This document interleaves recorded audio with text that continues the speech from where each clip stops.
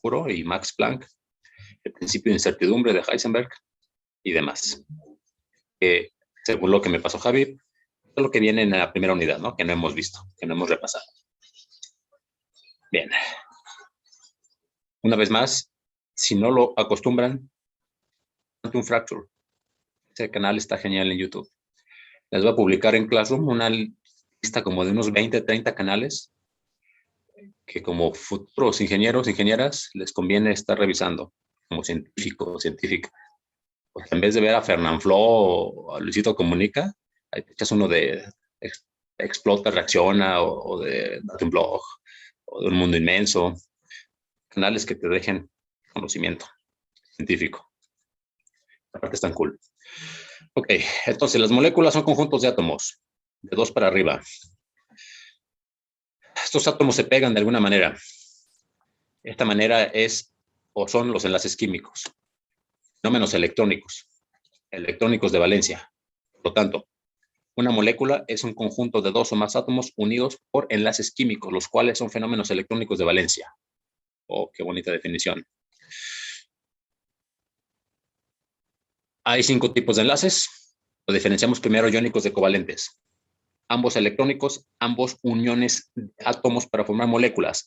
En covalentes, compartición, en iónicos, transferencia electrónica. Para lograr la estabilidad dentro de una molécula, los átomos tienen que llenar su capa de valencia. La mayoría lo hacen la mayor parte del tiempo en octetos.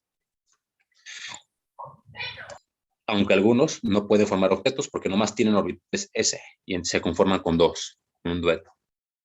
Aclaro, hay octetos atípicos. Siempre hay contraejemplos en ciencia. La ciencia no es absoluta. El concepto de ley es falaz. Siempre hay contraejemplos, siempre, porque es un proceso inductivo, no deductivo. ¿Dónde no hay contraejemplos? En las matemáticas, ¿no? Ahí sí son deducciones puras. Pero en química, física, no te diga biología, siempre hay casos atípicos. Entonces, por el momento vamos a enfocarnos a octetos duetos y después veremos qué onda con los raros. Decíamos que los elementos interactúan entre ellos. Si todos juegan, los gases nobles son un tipo de elementos que no, que precisamente ya tienen completa la capa de valencia, aunque, repito, hay excepciones, hay moléculas de gases nobles. Para poder entender la interacción entre átomos en un enlace, es necesario comprender la electronegatividad propuesta por el grandioso y único Linus Pauling. Una de las propiedades periódicas, no la única, capacidad que tiene un elemento para robar, atraer los electrones de valencia de otro. Crece hacia la derecha y hacia arriba se encontrar los elementos del grupo 18. De este modo, flúor es el más electronegativo, francio es el menos, francio y cesio. Esto es útil, sin embargo es cualitativo. Y la química buena es con números. La ciencia buena lleva matemáticas. Linus Pauling nos ofrece una tabla de coeficientes de electronegatividad que podemos usar para determinar el tipo de enlace entre 2 átomos. Espero que ya la tengan. Inviertan en una buena tabla periódica o construyanla, imprimiendo y haciendo colecciones de tablas. Con una indicación, con una nota, con una meta, que sean temporales, así como las llantitas de tu bicicleta, nomás en lo que agarras equilibrio. Después vas a tratar de meter la mayor cantidad de datos a la cabeza. Bien. Enlace iónico. Hay transferencia electrónica, decíamos, es decir, proceso redox. Un átomo se oxida, otro se reduce. El proceso redox genera iones, es decir, átomos con carga. Uno es anión, otro es catión. Uno es positivo, otro es negativo. Una vez que estas partículas con carga eléctrica interaccionan, se atraen. Digamos que por minúsculo que parezca, un electrón de menos, 2, 3 electrones, hacen la gran diferencia. Cambian las propiedades químicas. El ejemplo más bonito que se me ocurre es el de los metales alcalinos. En su forma elemental, en su forma neutra, con Q igual a 0, explotan en agua. Y bien bonito. Subí una colección de videos a Claro, de chance a observarlos. Los hay desde muy formales en un vaso de precipitados hasta unos bien atrevidos donde ponen sodio elemental en un retrete y lo explotan. Esto no pasa con los cationes. Los cationes de los metales alcalinos no reaccionan de esta manera, solamente en su estado fundamental.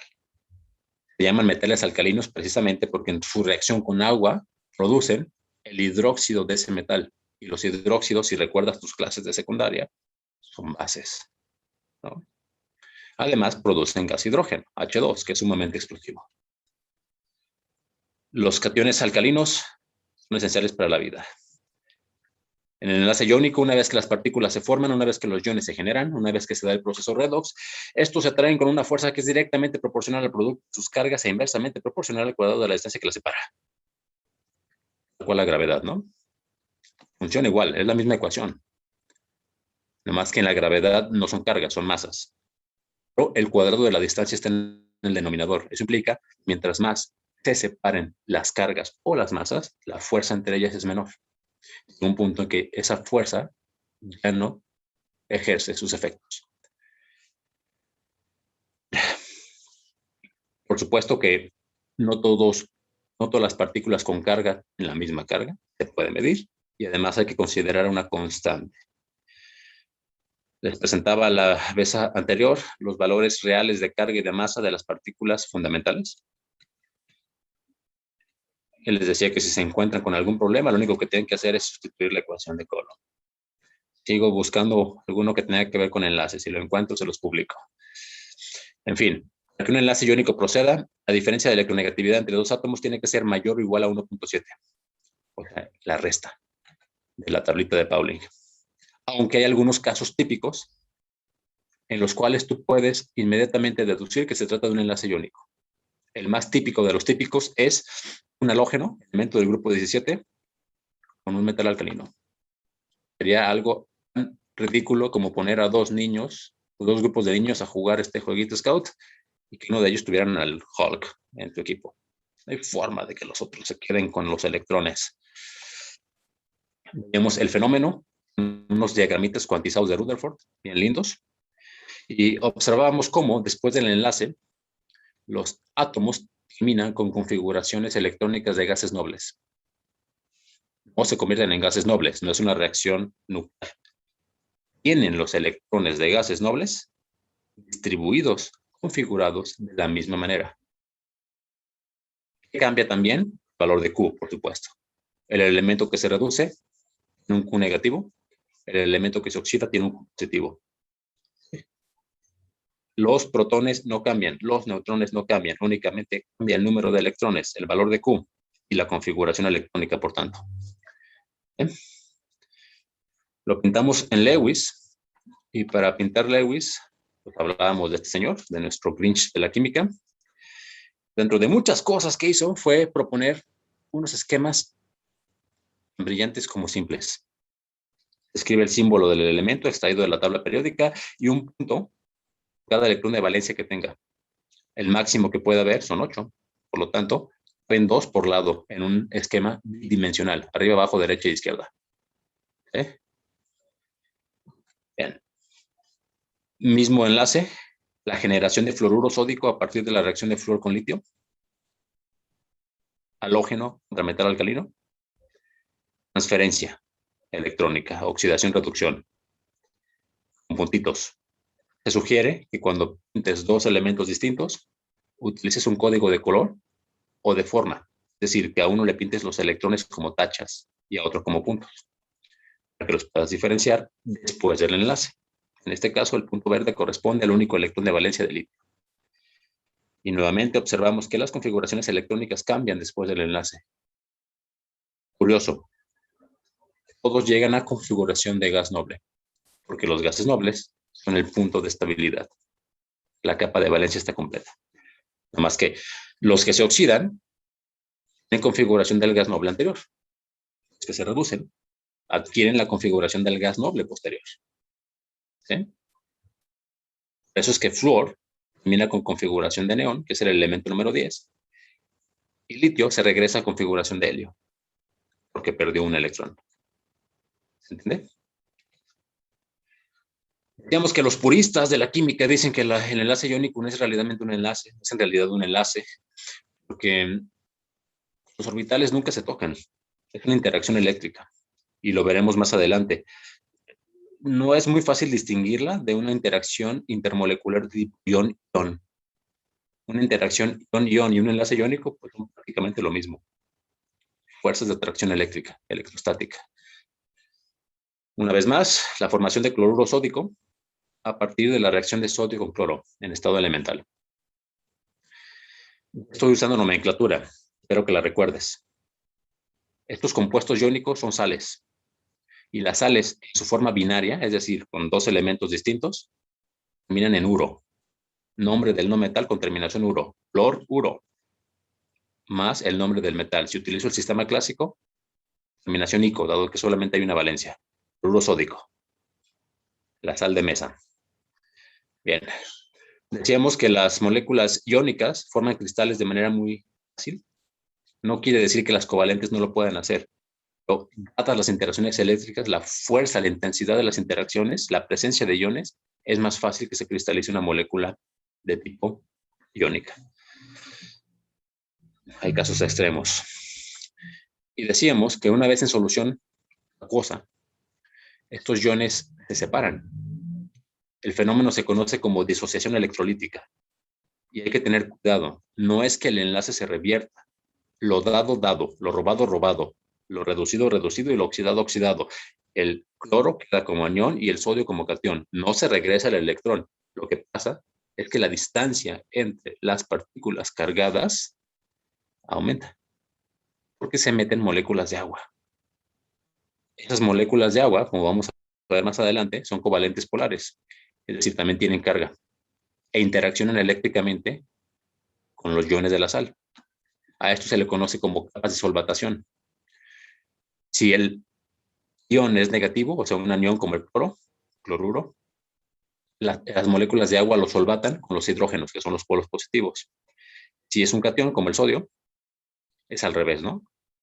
Con los átomos de oxígeno mirando, dirigidos hacia el cation. Siempre es positivo con negativo. Interesante. Los iones en agua, los electrolitos, también llamados, conducen la electricidad. El agua tiene una conductividad eléctrica mediocre. No es aislante, pero no es la mejor. Lo que sí conduce es el agua con sales, ¿no? Y resulta que lo que llueve, en lo que nadamos, en lo que nos bañamos y lo que tomamos, no es agua pura. Es agua con diferentes sales, binarias y ternarias. Hay sulfatos, hay carbonatos, hay cloruros, hay fluoruros, hay un montón de partículas con cargas y por lo tanto conduce la electricidad. Bien. Aprovecho para introducir dos términos que luego generan un montón de confusiones cuando no deberían. Hay cationes y hay aniones. Puede ser que la solución, el medio, la mezcla donde están estos iones, formen parte de un circuito eléctrico. Y los circuitos eléctricos tienen polos, polo positivo, polo negativo. Cuando este circuito eléctrico forma parte de una solución, a estos polos se les dan nombres. Y los nombres son ánodo y cátodo. Y es muy común que los confundan con cation y anión, que lleguen a una deducción errónea. Cation es el positivo, por lo tanto el cátodo tiene que ser el positivo. No. Anión es el negativo, entonces el ánodo es el polo negativo. No. El ánodo se llama así, ánodo, que atrae a los aniones. Y para poderlos atraer tiene que ser el positivo. El cátodo se llama así porque atrae a los cationes. Para poderlos atraer tiene que ser el polo negativo. ¿No? Lo que estamos viendo aquí, pues es el fenómeno que ocurre en una solución de cloruro sódico, o sea, forma la molécula de cloruro de sodio, se introduce en agua, los iones se disocian y entonces introducimos dos electrodos conectados a una fuente de corriente y armamos un circuito. Lo que vamos a hacer es separar los iones, ¿no?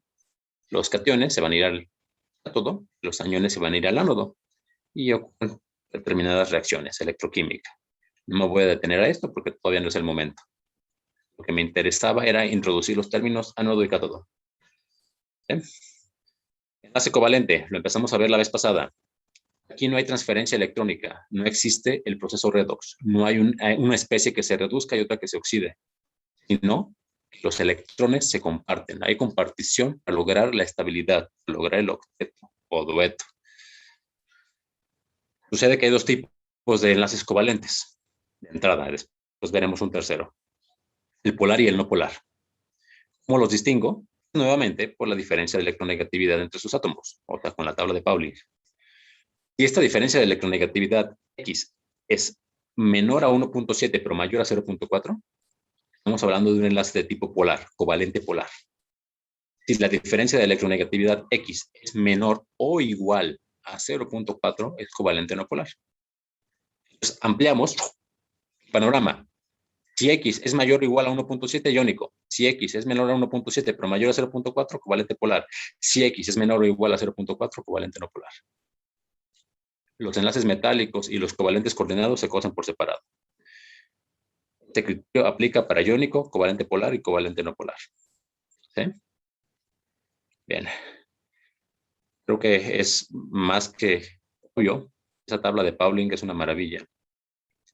Y mismo caso, en manera de que tú empieces a meter esos datos acá, te vuelves independiente de un pedazo de papel. Ok. Vamos con el enlace covalente polar. Como su nombre lo dice, tiene polos, así como el caballero de Géminis, ¿no? Una parte negativa y una positiva. Y para esto hago una analogía que siempre funciona. Imagina esa situación en la cual tienes un hermano o una hermana, les compran un videojuego, los dos, un Xbox, un PlayStation, lo que quieras. Y resulta que es de ambos. Ambos tienen título de propiedad sobre el videojuego porque es un regalo de sus padres por los dos. Pero, pues, las consolas no pueden estar en dos lugares al mismo tiempo. Eso implica que se acumule, se guarde, se resguarde, esté en la habitación de uno de los dos. Y aunque los dos tienen derecho sobre el videojuego, pues el hermano grande, que tiene guardado la consola en su habitación, puede jugar más tiempo. A lo mejor los mandan a dormir y el hermano grande a escondidas se queda jugando y el chiquito no tiene de otra más que irse a su habitación sin Xbox. Es de ambos, pero pasa más tiempo en el sitio, en el espacio de uno de los hermanos, el más grande. Va a sonar medio irreal, pero del más fuerte, vamos a decirlo de esta manera. Ok. No es un videojuego, son electrones. Sí son dos entidades, no son hermanos, son átomos. Los electrones pasan más tiempo en los orbitales de uno de ellos, son de ambos, pero pasan más tiempo en los orbitales de uno de estos elementos. ¿Esto qué implica? Que si pasan más tiempo en sus orbitales y los electrones son negativos, el elemento que los posee en mayor proporción es el polo negativo. No es un anión, no los está robando, no es lo suficientemente electronegativo para robárselos al otro elemento. Pasan más tiempo en sus orbitales. Y los otros también tienen propiedad sobre los electrones, pero no los pueden mantener tanto tiempo en sus orbitales. Por lo tanto, se convierten en polos positivos. De hecho, en un enlace covalente, la diferencia de electronegatividad no es tan grande. Sería como el juego de los Scouts, pero unos niños tienen a Hulk y otros tienen a la Mole. Son muy parecidos en fuerza, aunque Hulk siempre ha demostrado ser un poquito más, ¿no? Esto implica que el oxígeno, en el caso del agua, se quede más tiempo con los electrones que el hidrógeno o que los hidrógenos.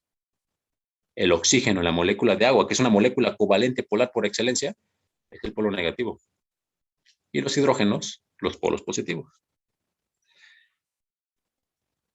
Como es un enlace covalente, repito, no hay proceso redox. Eso implica que los orbitales se tocan, se empalman. De hecho, en algunas moléculas incluso se hibridan. Veamos el esquema que está a la izquierda. Tenemos diagramas de Rutherford para hidrógeno y para oxígeno. El hidrógeno nomás tiene un electrón, está 1s1. El oxígeno tiene 8 electrones porque su Z es igual a 8. 1s2, los dos de dentro. 2s2, cualquiera de los dos que estén afuera. 2p1, p2, p3, p4. 8 electrones totales, 6 de valencia, 2 internos. 6 de valencia, ¿cuántos le faltan para estabilizarse? 2. 2 para llegar al octeto. ¿Vamos? Por eso es que la fórmula del agua es H2O y no H3O o H4O o H5O o H120O, ¿no? Solamente se ocupan 2 hidrógenos. Los hidrógenos son 1s1. Les falta un electrón para llegar a la estabilidad. ¿Quién trae la tabla de Pauling? a la mano, me pueda decir los coeficientes de oxígeno y de hidrógeno. La de Pauling.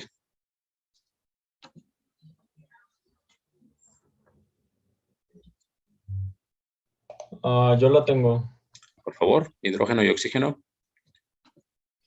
Oxígeno, aquí está. Es que tengo una duda, es que encontré dos tablas diferentes. Hay una en la que me marca el oxígeno 3.44 y el hidrógeno en 2.20 Ajá. y otra, pues que era como la que nos mostraste, que el oxígeno es 3.4 y el oxígeno y el hidrógeno 2.2. No te creas, están iguales, pero algunos valores cambian. Luego te las mando.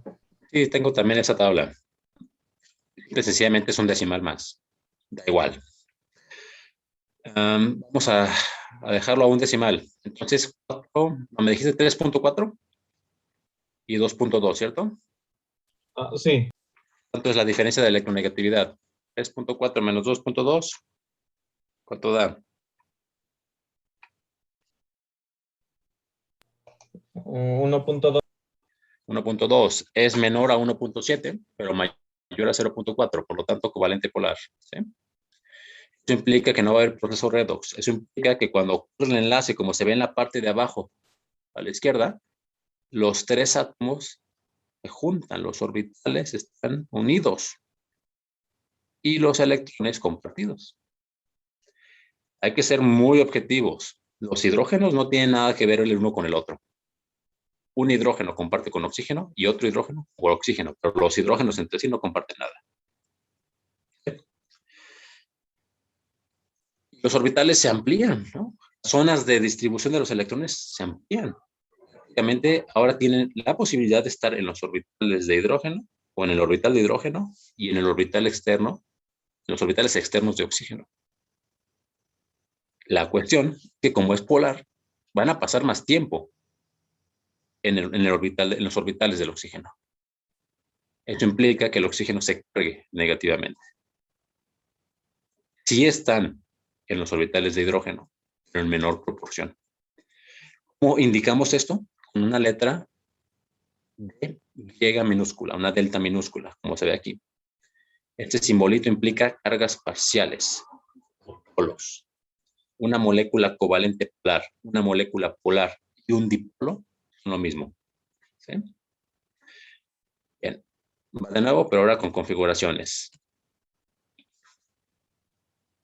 ¿Se ve? Y con diagrama de Lewis.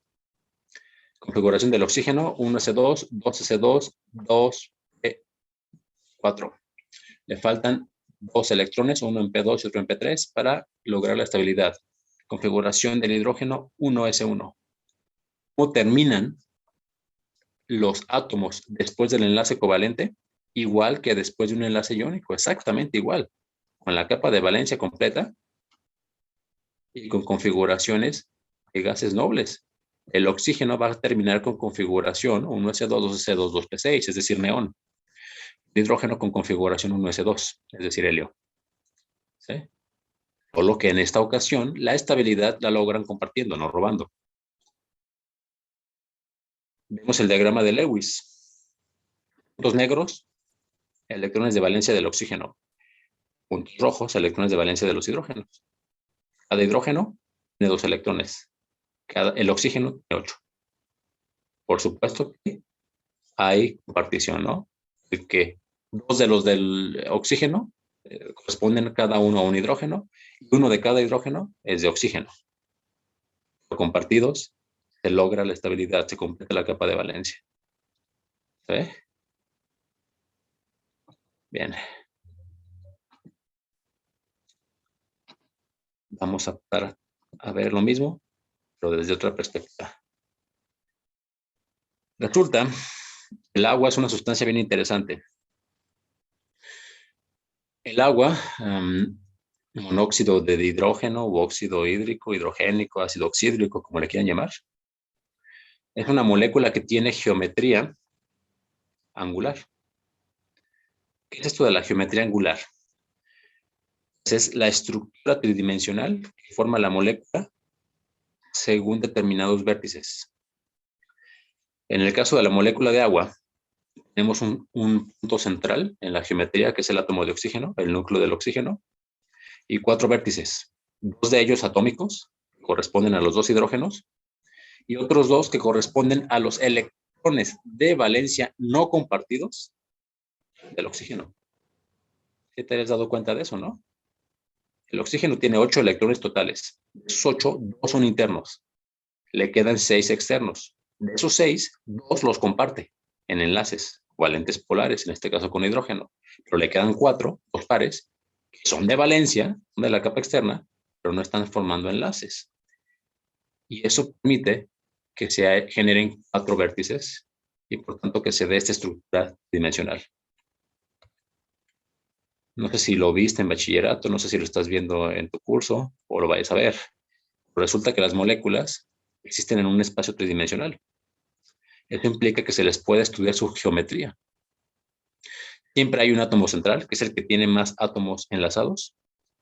Hay vértices, que pueden ser átomos periféricos o pueden ser electrones de valencia no compartidos.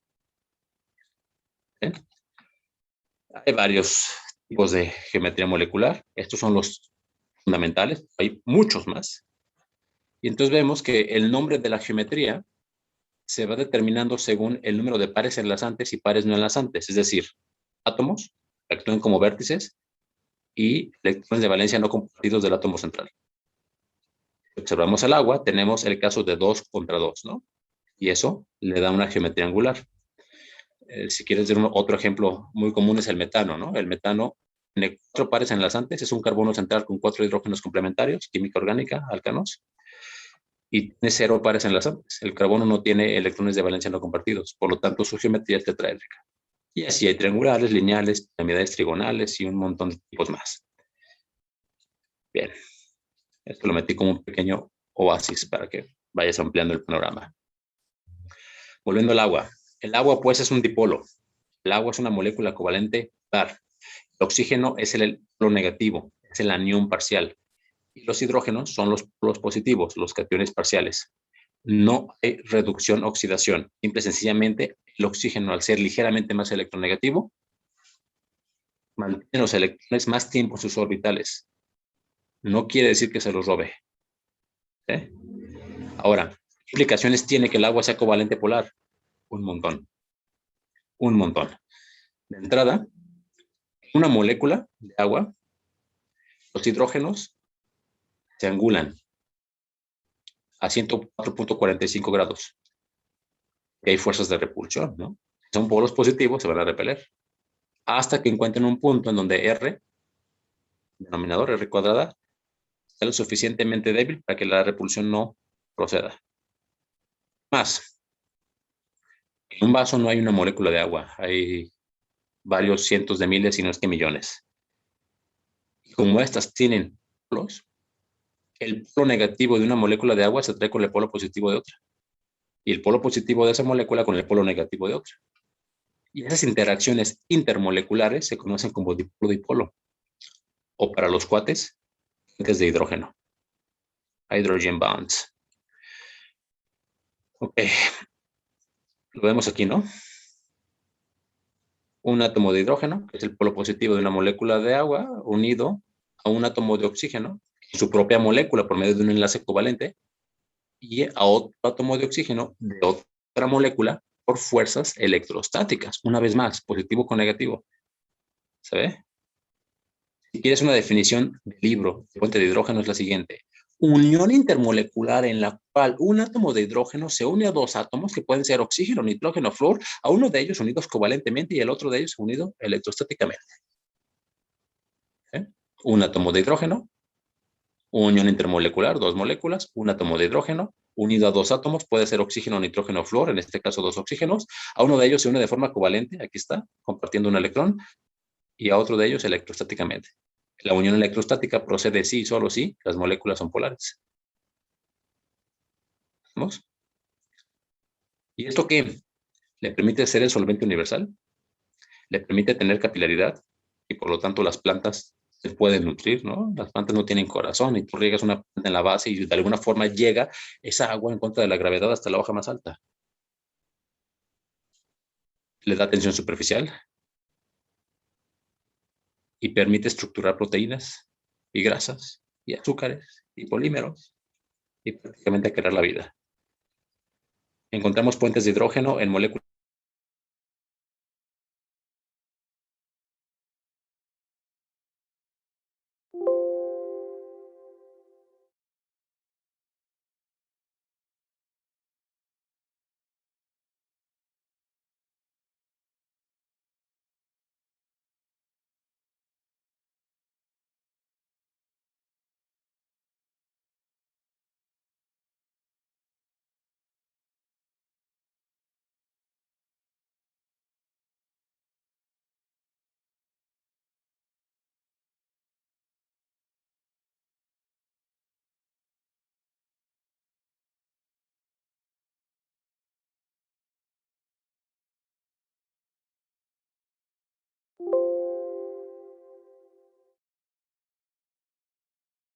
Hola, probando, probando. Si me escuchan y están viendo la presentación, un like, por favor.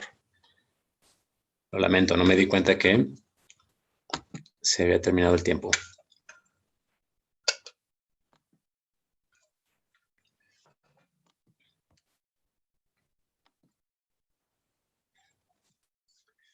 Bien, continuamos. Repito, se acabó el tiempo en la sesión pasada, no me di cuenta, por eso nos cortó. Retomo. Los puentes de hidrógeno no solamente ocurren en el agua, ocurren en moléculas tan complicadas como los ácidos nucleicos, el ADN y el ARN, y también se da en moléculas tan importantes como las proteínas. Bien. El hecho de que el agua tenga un dipolo, sea un dipolo, que es una molécula covalente polar, le permite, repito, solvatar, le permite ser el solvente universal. Prácticamente cualquier partícula con carga eléctrica, cualquier molécula, cualquier ion, se disuelve en agua. Es decir, cualquier molécula iónica o cualquier molécula covalente polar se pueden disolver en agua. Porque el fenómeno de disolución se explica a nivel molecular así, con capas de solvatación. Es lo mismo que habíamos visto con las sales, la disociación electrolítica, pero ahora vista desde la perspectiva del agua, del solvente. Se ingresa un catión, como el sodio, se solvata, se rodea de moléculas de agua. Pero estas moléculas van a estar orientadas con los polos negativos hacia el catión, es decir, con los oxígenos. Pasa lo contrario si la partícula que ingresa es un anión, como el cloruro. Se solvata, por supuesto, pero con los polos positivos del agua orientados hacia él. Es decir, los hidrógenos. ¿Se ve? Observa cómo la solvatación del anión de cloro y del catión de sodio son opuestas en respecto o con respecto a las moléculas de agua, a la orientación de las moléculas de agua. No soy defensor, de hecho soy crítico de la homeopatía. Soy crítico, repito. Creo que la medicina científica, la alopatía, es la que debería de defenderse. Sin embargo, he escuchado los argumentos de los oponentes. Y ellos dicen que la homeopatía funciona porque el agua forma cristales alrededor de las toxinas, ¿no? De las toxinas de los venenos o de, qué sé yo, cualquier sustancia que dañe un organismo. Y según los homeópatas, diluyen tanto la solución venenosa o la solución tóxica hasta que alcanzan el número de Avogadro, cosa que no entiendo muy bien cómo sucede. Y según ellos, el agua prende y entonces tenemos aguas que solvata nada, con memoria. Eso ha sido defendido por muchos pseudocientíficos, jamás se ha comprobado.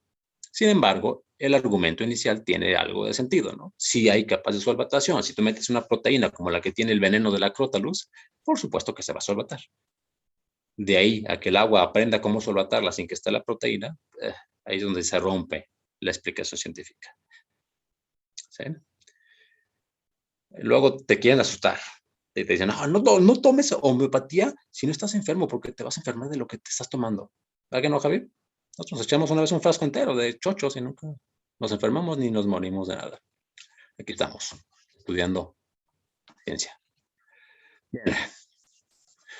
Vamos a ver una molécula distinta al agua, que sea covalente polar. Y esa es el ácido clorhídrico, un hidrácido, también conocido como cloruro de hidrógeno o monocloruro de hidrógeno. La unión entre un átomo de cloro, un halógeno, y el hidrógeno. Pero espera un momento, profe, tú dijiste que los halógenos y los del grupo 1 generaban enlaces iónicos. No dije grupo 1, dije metales alcalinos. Es distinto, ¿no? El metal alcalino o los metales alcalinos son la familia. El grupo 1 es un grupo. El hidrógeno pertenece al grupo 1, pero no a los metales alcalinos. El hidrógeno no es un metal, es un no metal. En la clasificación moderna pertenece a la familia del carbono. Bien, entonces, la diferencia de electronegatividad entre cloro y hidrógeno no es igual que la que hay entre cloro y sodio, o entre cloro y litio, o entre cloro y potasio. Por lo tanto, procede un enlace de tipo covalente. Vamos a comprobarlo. ¿Cuáles son los coeficientes, Javi, para cloro y para hidrógeno, por favor? A ver, para cloro tenemos, a ver, déjame ver dónde no va cloro. 17, lado derecho. ¿Ya? ¿Era cloro y cuál más? Hidrógeno. Ok. Hidrógeno, pues 2.20. Ajá. Cloro. Cloro. Qué raro, no lo veo aquí. Tercer periodo, grupo 17. Ok. Elemento 17. ¿Ya? No lo encuentro. Lado derecho de la tabla. Tercer renglón. Sí. Es Sí. 3.0. ¿Cuánto? 3.0. Gracias. 3.0 menos 2.2, ¿cuánto es?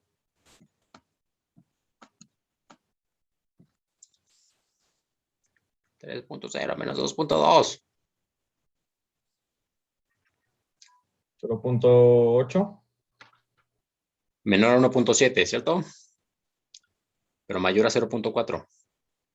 O sea, el ácido clorhídrico es una molécula covalente polar, no iónica. Pintamos los diagramas de Lewis. Antes del enlace al hidrógeno le ponemos una tacha, un punto. Tiene un electrón de valencia, 1s1.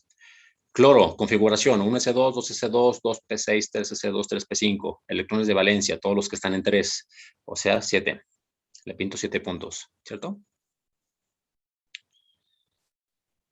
Después del enlace, ¿qué ocurre? A diferencia del enlace iónico, no va a haber robo. Entonces pinto los electrones y los elementos pegaditos. Este es el diagrama de Lewis de una molécula covalente. Hidrógeno, su electrón, electrón compartido y los electrones de cloro. También lo puedes ver así, que de hecho creo que es más común. Lo voy a pintar aquí abajo. Hidrógeno, tacha, que es el electrón del hidrógeno, punto, que es el electrón del cloro, cloro. 1, 2, 3, 4, 5, 6. Ahí está, ¿no? Con sus respectivos cargas parciales. El hidrógeno es el polo positivo porque su coeficiente de electronegatividad es 2.2 y el cloro es el polo negativo porque su coeficiente de electronegatividad es 3.0. ¿Sí? Es un dipolo también. El cloro es el polo negativo, el hidrógeno es el polo positivo. Los elementos están compartiendo electrones, no los están transfiriendo. La configuración del hidrógeno antes del enlace es 1s1, después del enlace es 1s2. La configuración del cloro, la voy a poner en kernel, es neón, elemento número 10, 3s1, 3p5, 3s1, 3s2, 3s2, 3p5, no sé ni lo que digo. Ajá, y después del enlace será neón, 3s2, 3p6. ¿Están de acuerdo? Como si fuera argón. Y el hidrógeno termina con configuración como si fuera helio. Ambos elementos llenan su capa de valencia. No robando, no transfiriendo, compartiendo. ¿Estamos? Bien. Vamos con el que sigue. En resumen, el enlace covalente procede entre no metales. El enlace iónico procede entre un metal y un no metal. En el enlace covalente polar, siempre hay un catión parcial y un anión parcial. Veamos ahora el enlace covalente no polar. Si el polar era el caballero de Géminis, que era dual, tenía dos polos, positivo, negativo, lado bueno, blanco, negro. El enlace covalente no polar es el de Virgo, sumamente equilibrado, todo en orden, simétrico, bonito. Juego de la cuerdita Scout, Hulk contra Hulk. ¿Quién gana? Pues nadie, ¿no? Es un empate. Es una igualdad de fuerzas. Esto implica que el primer tipo o el primer caso de enlaces covalentes no polares se ve entre dos elementos iguales. ¿Te acuerdas de las moléculas que se clasificaban en compuestos y en moléculas elementales? Pues las moléculas elementales son covalentes no polares. Hulk contra Hulk. Aquí tenemos el caso de hidrógeno más hidrógeno para formar hidrógeno elemental. Perdón, hidrógeno molecular. Hidrógeno molecular o dihidrógeno. Cada hidrógeno tiene configuración 1s1, un electrón de valencia. Les falta uno para llegar a la estabilidad, dueto. Pues se juntan y los comparten. ¿En qué parte o en qué átomo pasan más tiempo los electrones? En ambos, ¿no? La distribución es justa. Eso implica que no se generen polos. ¿Sí? Este H2 es un gas famoso. Lo puedes producir haciendo reaccionar un metal en ácido, en un ácido fuerte. Por ejemplo, unas bolitas de papel aluminio en una botella, le echas ácido clorhídrico, lo tapas y ¡pum! Explota, bien bonito. O lo puedes hacer, lo puedes producir haciendo reaccionar un metal alcalino en agua, como ya vimos. Bien, sumamente explosivo. Otro caso, las moléculas de halógenos gaseosos, halógenos diatómicos, como el gas cloro, Cl2. Cada átomo de cloro tiene configuración 1s2, 2s2, 2p6, 3s2, 3p5. O sea, 7 electrones de valencia. Les falta uno para el octeto para completar su capa externa, para estabilizarse. Pues se unen. Y ahora, mediante la compartición de un electrón, ambos logran el octeto, formando la molécula de Cl2. Puede ser bromo, y entonces sería Br2. Puede ser yodo, entonces sería I2. Puede ser flúor, entonces sería F2. ¿Sí? Estas moléculas son peligrosas inhaladas, son peligrosas en contacto con agua, porque hidratándose producen hidrácidos. Si tú inhalas gas cloro, vas a generar ácido clorhídrico en tus pulmones. O sea, el del estómago, pero en los pulmones. Eso no está chido. Y se ha llegado a usar como arma. Bien. Otro caso, más común que el gas cloro, más común que el gas hidrógeno.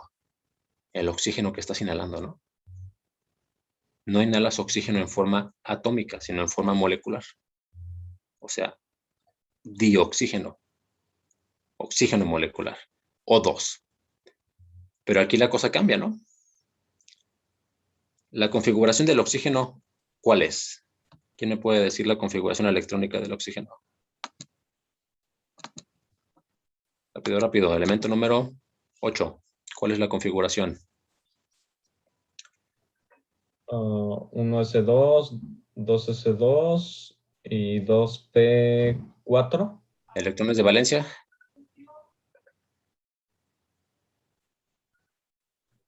4. ¿No? ¿Quién da más? 6. Bien. ¿Cuántos faltan para el octeto? 2. Por lo tanto, aquí se hace un doble enlace, ¿no?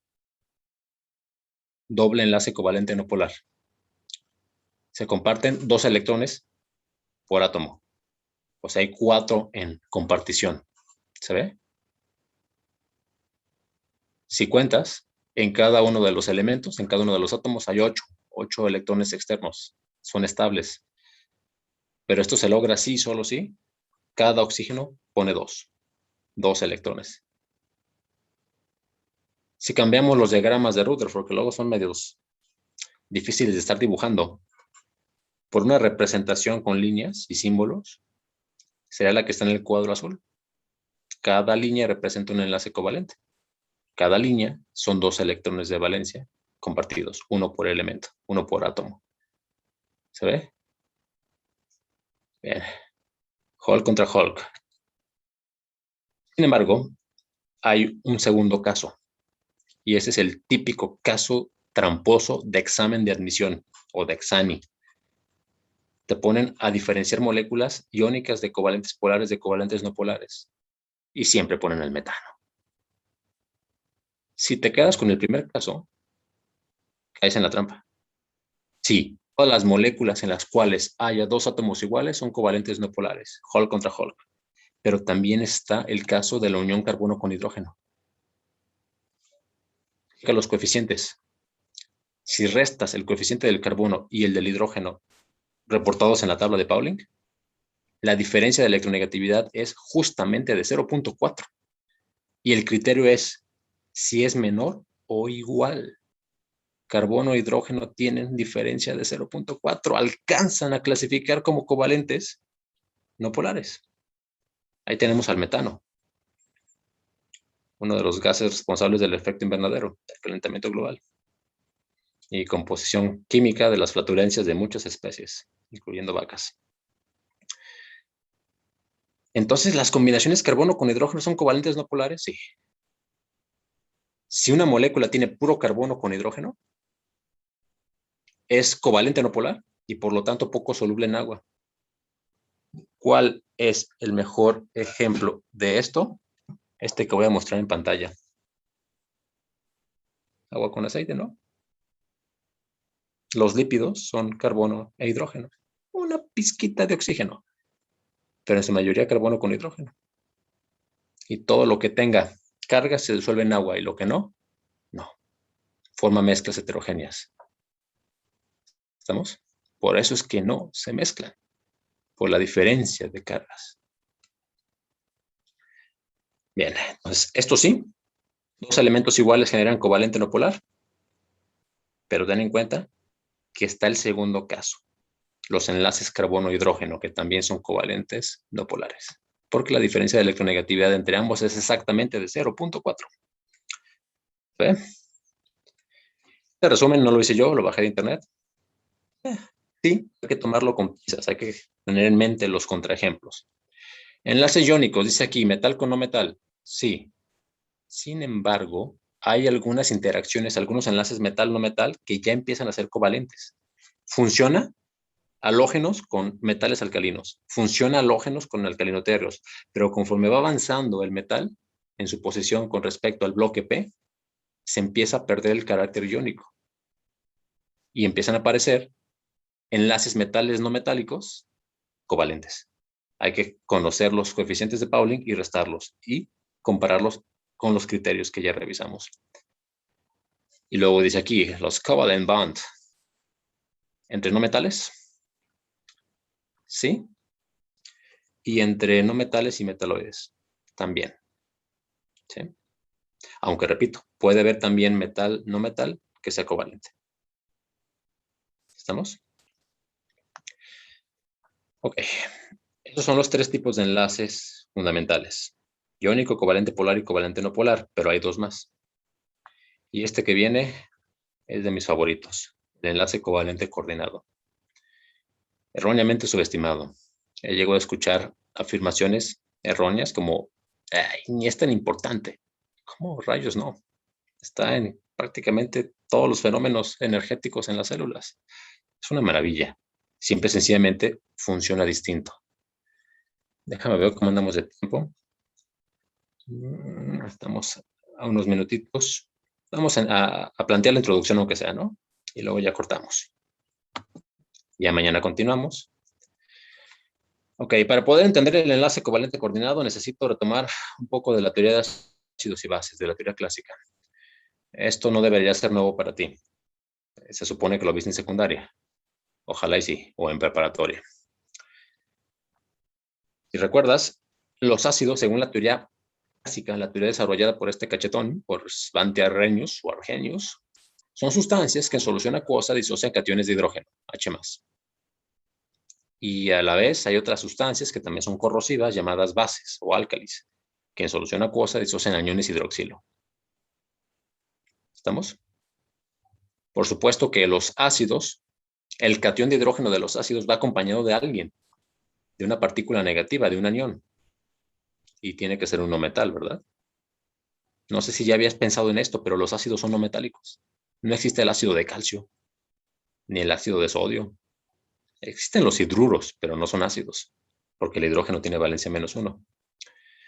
Y abajo tenemos una base en donde el anión corrosivo es el hidroxilo y está acompañado de un catión. Y si es catión, tiene que ser metal. No sé si te habías dado cuenta que las bases son metálicas. No existe la base de cloro o una base de flúor. Sí hay compuestos, pero no son bases. ¿Sí? Esta teoría se amplía con un tercer tipo de moléculas, las sales. Y esto es totalmente congruente con lo que ya revisamos. Fíjate. Ácido. Y tenemos ya el ejemplo del ácido clorhídrico. Cuando se entra en contacto con agua, cuando se mete en solución acuosa, disocia el catión de hidrógeno y un anión no metálico, en este caso cloro. Base, tenemos al hidróxido potásico. Cuando entra en contacto con agua, disocia el anión hidroxilo y un catión metálico, en este caso potasio. Tercer tipo de moléculas que se acoplan a la teoría. Sales, sustancias que en agua disocian iones, como ya vimos que ocurre con todos los compuestos iónicos, pero, advertencia, el catión tiene que ser distinto a H+, porque si no serían ácidos. Y el anión tiene que ser distinto a OH-, porque si no serían bases. Generan un catión metálico y un anión no metálico. ¿Lo ves? Las tres sustancias, ácidos, bases y sales, son buenos conductores eléctricos. Y las tres sustancias no se disocian a menos que se mezclen con agua. Bien. Aquí voy a cortar, nomás voy a dar un panorama de lo que veríamos mañana.